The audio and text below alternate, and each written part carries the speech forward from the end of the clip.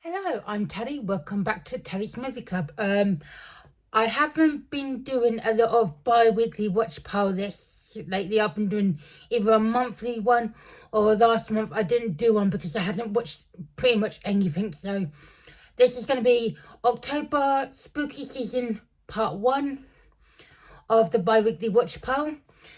And to start up with, the only 4Ks that I've watched so far, because I have got a pile of Blu-rays next to me, but I'm going to start with the 4Ks. It's the Classic Monsters Volume 2 box set. I have watched, now I don't know where they are on the cover, but I have watched The Phantom of the Opera, and I've watched The Creature of the Black Lagoon. I have watched The Mummy. Is it The Mummy? Yeah. The Mummy and Bride of Dracula. Not Bride of Dracula. Bride of Frankenstein, sorry. Before, so I'm just concentrating on Phantom of the Opera and Creature from the Black Lagoon. Start off with Phantom of the Opera. This is the only one in colour out of the two sets. I know this because a lot of other people have commented when this first came out. It was okay. I enjoyed, like, the Phantom bits, but I'm not really into a fan of musicals, so I've heard the singing, even though I know it was set at a theatre, it just, like, the singing got a bit too much for me, so I did, I did like the Phantom. I thought he was, I thought it was very creepy. He could have been even more creepier. That didn't make sense. He was creepy in a way back then, but just, like, not in today's standards probably. But I liked his acting. The fact that, after a certain number of years, I think it was 20 years in the company, he gets let go because I think he's got a hand injury. I don't know if it's just arthritis or, he's just badly damaged his hand. Because at the start he plays the violin, and of course he gets pulled out because the manager knows something's up with one of the violinists, so he gets pulled out, tries to go into the meeting nonchalantly, like, I don't know why you're pulling me into this meeting, but he gets found out in the end, gets let go, and basically he's, over the last 3 years, he's been helping this new uprising star with her singing career, and he's been paying for her singing lessons. So when he gets let go from the company, he can't afford her lessons anymore. She has no idea about it. She just thinks he's a good friend. But then when he ends up murdering the lead star and wants her to step into the big shoes, people start hunting him down. People from the theatre company, the police, I also think the costume's kind of cool. Now, I have seen the costume back when I could see it, and I remember the cape, and I'm thinking, I kind of like capes. I think they're kind of cool. So, but I just, like, I don't know which of the masks is actually relevant to that story, that film, because obviously the masks has changed over the years, and when I could see, I've seen a few of the masks, but I can't remember which actual mask, because I don't know, because he gets disfigured in, like, the early part of the film, and he uses the mask to cover up, so, but I don't know if that's how he gets injured in like the other films, because because I know there's, like, remakes of it, and with different masks. So I don't know what I'm trying to say, but hopefully you understand. But yeah, I would give Phantom of the Opera, apart from the singing bits, I really enjoyed it. I would give it maybe a 3.5 out of 5 stars. And the next one up is Creature of the Black Lagoon. Now, both of these were the first time watches. I had watched now I'm gonna have to say this name correctly, Guillermo del Toro's The Shape of Water. I really liked that film, and of course he got a lot of what's the word, he got a lot of thing from Creature from Black Lagoon because he wanted it to be more of a romance. So I checked it out, and of course, like,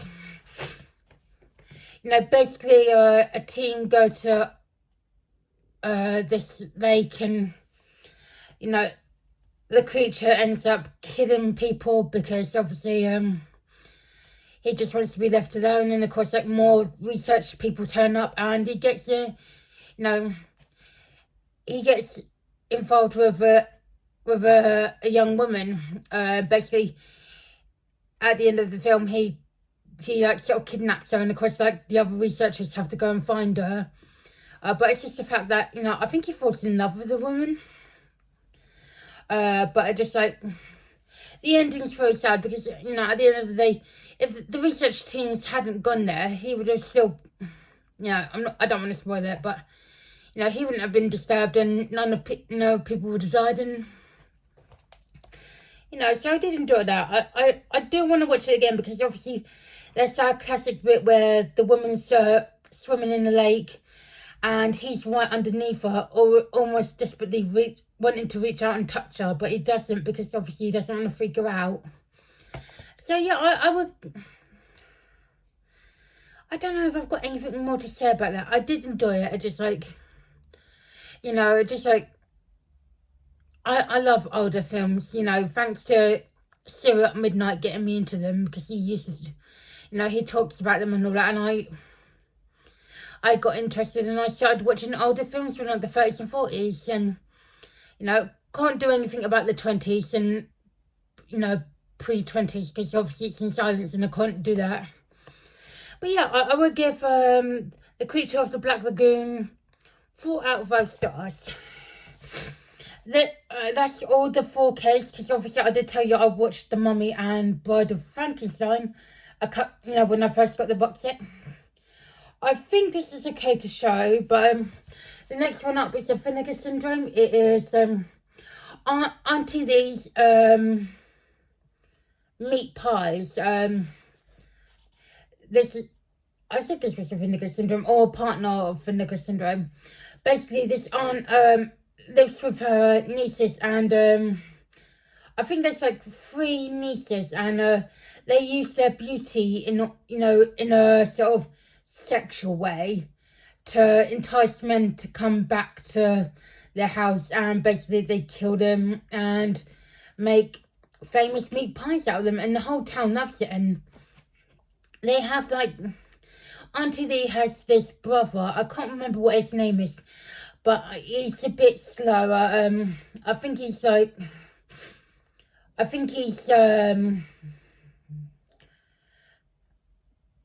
of challenged in a way, because obviously he so wants to impress the local police officer of the town. He even goes out and buys like a deputy sheriff's badge and all that, and he just wants to be a police officer so much, but just like, he has to hide what his sister and his nieces are doing by creating these meat pies. And obviously all the town loves these meat pies. They're famous, and, you know, grown men are like basically tripping over themselves over like these, I'm going to say like early 20s young women, you know, because they're just using their appearance and all that to get them back into their place and kill them in the most brutal ways. Brutal ways, sorry. But it was a fun watch. It was bit weird in places, but then what can you expect from a Vinegar Syndrome film? So I would watch this again. I think it would be, maybe if you had the right sort of friends to show this to, you know, having like a sort of I don't want to say crappy or B movie night, but I think this could be quite fun in that sort of aspect. I would give that a 3 out of 5 stars. Okay, and the next one up is 101 Films. Aunt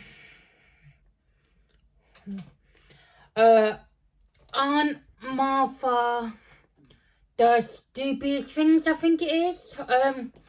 Basically, Aunt Martha is basically a bloke who's dressing up as a woman to protect his son, because in high school his son killed someone, and they've obviously moved and trying to live a normal life, and slowly people are getting to work out who they are. And Aunt Martha, you know, she's like, she's trying to, he is trying to protect his son, which I can't remember his son's name, but because I watched it at the start of the month and I really can't remember. Again, it's another weird one. I don't want to say too much about it. It's okay. Would I watch it again? Maybe once, once or twice more. But I might keep it in the collection. I might not, because I got a little bit bored in some places when it was a bit slower in dialogue, because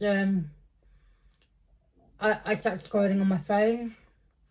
But I would probably give it like a 2.7 out of 5. I'm not going to spoil the ending, but it doesn't go well, let's just say that. I'm going to save that one for the end. Next up is The House that Jack Built, another serial killer one. Jack is like this... Well, to start off with, it's very... No, hang on, stop, reverse. To start off with, Jack manages to pick some woman up in his van because she's got a road trouble.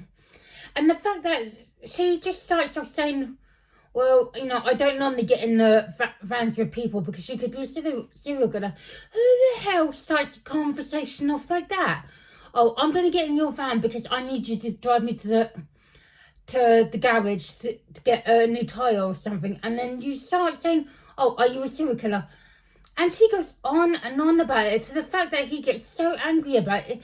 He just, he uses her Jack to smack her over the head and kill her. I'm thinking, who wouldn't do that if, But it's just like, the people that he picks up in the film, not very bright, or the women, they just go along with him and then obviously realise at the end, it hasn't been worth it. It's basically Jack reveals how he's killed like so many people over the space of 12 years, I think it is. And I missed the ending because I looked at my phone for the time and then the film just ended. So I'm assuming he got caught, but I'm not entirely 100%. But this is quite a long film. It's like 2.5 hours. So, but it just like, they use a certain song. I don't know what the song is, but you would know it if, once you hear it, you would know it. But they use a constant song over and over again in this movie. And the fact is that some of the scenes could be very, what I determined to be very arty, like art house, just the way that they're done.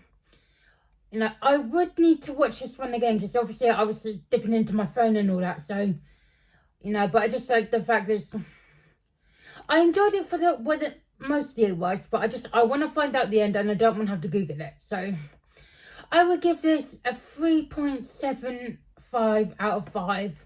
I did enjoy that one. Next one up is Jennifer's Body.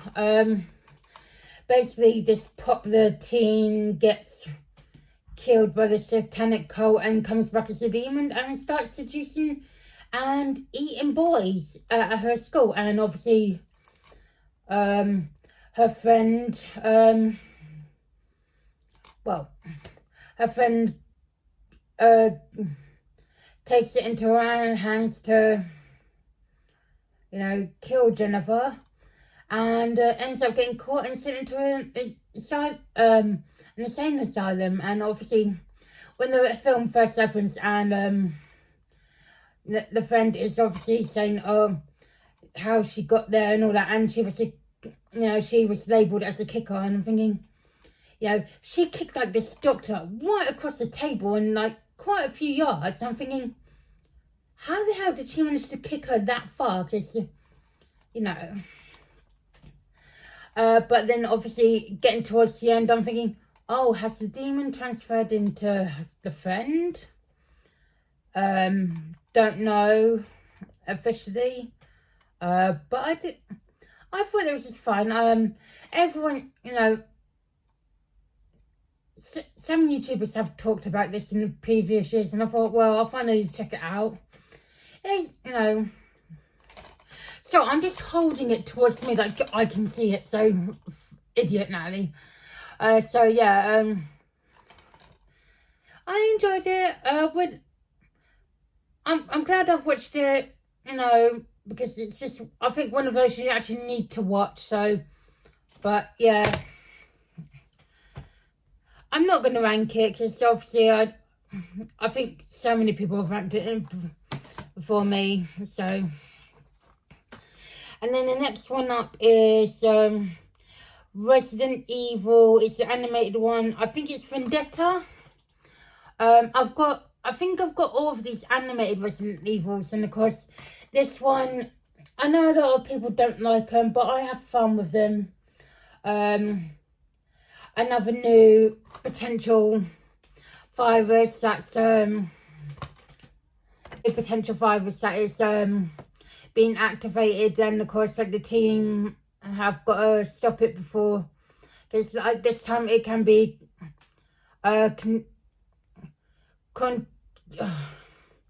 contracted by air. Because the bad guy, his wedding day got ruined by a bomb. Yeah, all of his family and his new bride got wiped out, and of course he sets out on revenge. And because obviously he survives the bomb, but it's just like the only thing that survives of his bride is her hand. So I think he's trying to. He wants to recreate his wedding day and take revenge on like the people that dropped the bomb.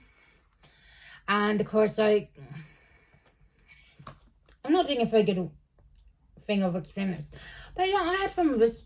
The giant monster at the end with all the tentacles, and you know, I'm not sure if he's on the cover or not. So, but it's just really big, you know, zombie type creature, and of course like he manages to speak at the end, and of course like he has like all these tentacles coming out because obviously he gets more of the, you know, of the infection, and of course he just grows and gets bigger and bigger and bigger. And I find all these animated Resident Evils fun. I haven't really watched the live action ones, but I've got to do that. That's in this month's watch pile list to do. I would give this a 4.2 out of 5. Next up, it's a documentary. It's Living with Chucky. It's about how Chucky came to be, and like all the characters from like the films, and they went on to a little bit about the TV show. And this is about an hour and 40 minutes, I reckon. It was kind of a fun, you know, documentary. I quite enjoyed it. I love like these sort of film documentary type things. So I wish, you know, I think I've pretty much got all the film, you know, the Halloween sort of type documentaries that I want, apart from Scream and a Halloween one. I want those two. But yeah, I really enjoyed it. I'm looking forward to checking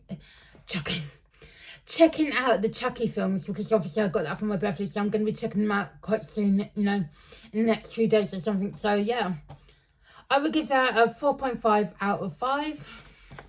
And the next one up is, well, the next and last one is what I'm going is your next. I am going to be upgrading this to the 4K second sight version, because I had a blast with this film.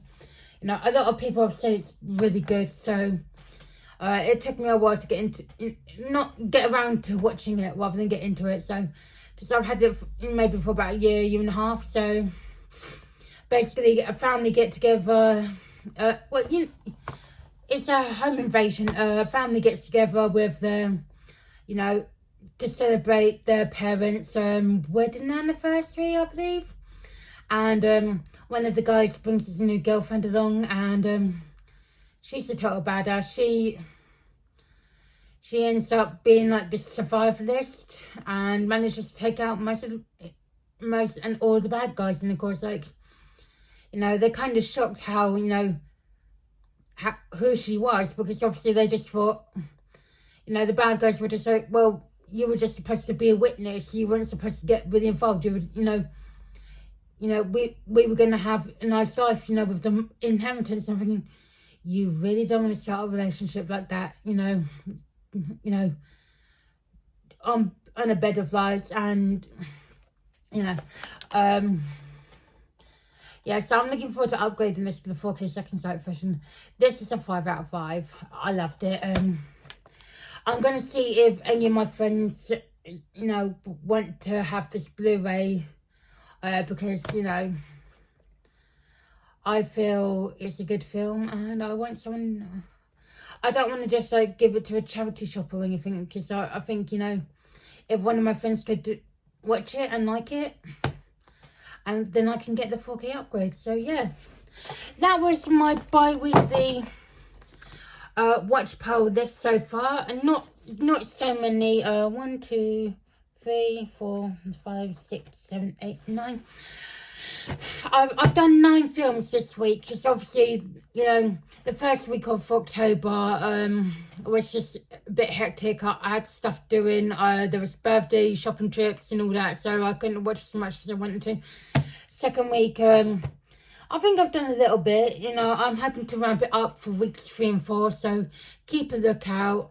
I'm hoping to do at least double on week 3, or, well, this is week 3, so having to at least do 18 films this week. So I've just really woken up, so I'm not with it, so apologies if I'm all over the place.